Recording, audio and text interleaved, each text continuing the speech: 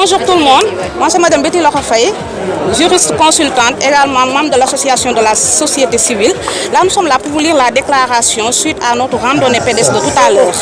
La déclaration des organisations de la société civile sur les procédures d'octroi des visas aux Sénégalais. Donc, nous, association de la société civile, signataires de la présente déclaration,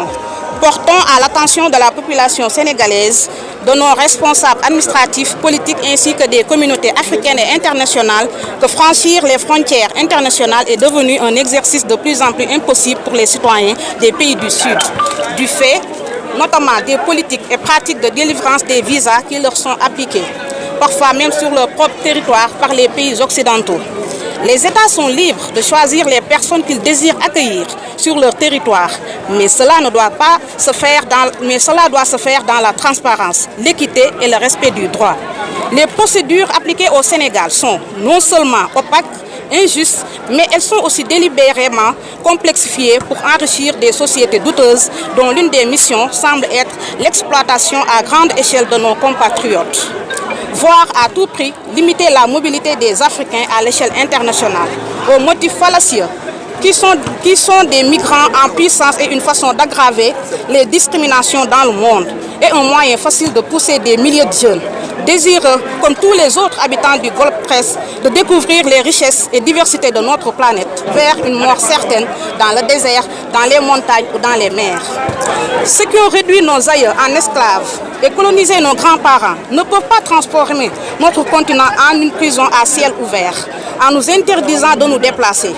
Même nos malades, nos intellectuels, nos chercheurs, nos artistes peinent à faire entendre raison aux responsables des ambassades et consulats qui distribuent à l'appel des refus octroyés de visas. Nous, organisation de la société civile, réaffirmons notre souhait de voir ces procédures de délivrance de visas révisées au plus vite, afin que la libre circulation facilite la compréhension mutuelle entre les peuples, renforce la coopération internationale et le respect des droits humains fondamentaux. Nous demandons particulièrement aux États qui imposent des visas aux Sénégalais de mettre en place des plateformes numériques modernisées et optimisées pour assurer une prise de rendez-vous rapide, fiable et accessible à tous. Nous leur demandons également de supprimer les coûts prohibitifs attachés aux demandes et de restituer les montants versés en cas de refus de visa, de renforcer les capacités consulaires pour réduire les délais d'attente et de pouvoir répondre efficacement aux situations urgentes ou instaurer le visa électronique, le e-visa. Nous demandons enfin aux nouvelles autorités sénégalaises d'exiger l'humanisation des procédures appliquées à nos compatriotes dans les ambassades et consulats accrédités au Sénégal, la transparence dans les critères d'attribution des visas et surtout d'étudier la possibilité d'application de la réciprocité dans l'octroi des visas entre le Sénégal et tous les États qui imposent des visas à leurs concitoyens, fait à Dakar le 15 décembre par la société civile. Merci. Assalamu alaikum, je suis Ahmad Sarr, président de l'Académie banlieue de APC, membre collectif Visa pour tous. Je suis la déclaration bi ñuy def ci wolof waaw ñun nak ay kuréel lañ yoo xamante ne dañuy liggéey ci société civile ñun ñoo signé déclaration bi ñu ngi xamal askanu Sénégal ak responsable politique ak responsable état yoo xam ne ñu ngi ci réew mi que ça soit bu nekk fii ci Sénégal nekk aussi tamit ci bitim réew que tukki yoon la droit la pour ñëpp kenn ku nekk am nga sañ-sañu jógee sa dëkk dem beneen dëkk. ñu ngi seetlu def nañ seetlu ne Sénégal depuis benn moment ngi nii pour nga am fi visa dafa nekk lu jafe lool dafa nekk loo xamante ne nii tey lu metti la ci visa balaa sax ngay am rendez-vous bi sax day nekk lu metti ci ñun. réew yi nag am nañ droit accueillir ci seen territoire képp ku ñu bëgg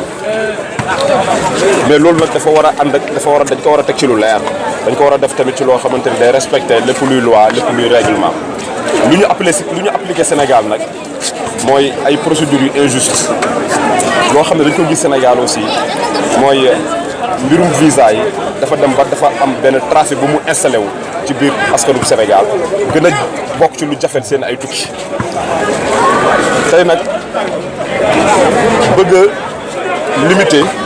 déplacement nit ñi maanaam bu africain yi ci au niveau international dafa nekk benn motif boo xamante ne bii nii amul ñun mënuñ ko nangu te duñ ko nangu ndax migrants yi mooy waay tukki yi tey dañuy subir ay discrimination dañuy subir maanaam xeetu racisme dañuy subir maanaam xeetu trafic illicite boo xamante ne bi tey ci rek seen bëgg-bëgg ngir dem ci réew tubaab yi moo taxit ñu def ñu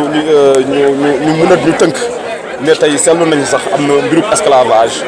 tey yoo xam ne dañ koy seetlu ci ñoo xam ne dañoo bëgg a tukki waaye tukki yi moo xam ne dañoo jaar ci gaal gi wala moo xam ne aussi dañoo jaar ci géej gi même tey pour ñu feebar ci ñun bëgg a dem bitim réew faju ji sax dañuy am ay problème tey suñu ay kilifa réew moo xam ne bi intellectuels yi moo xam ne tamit tey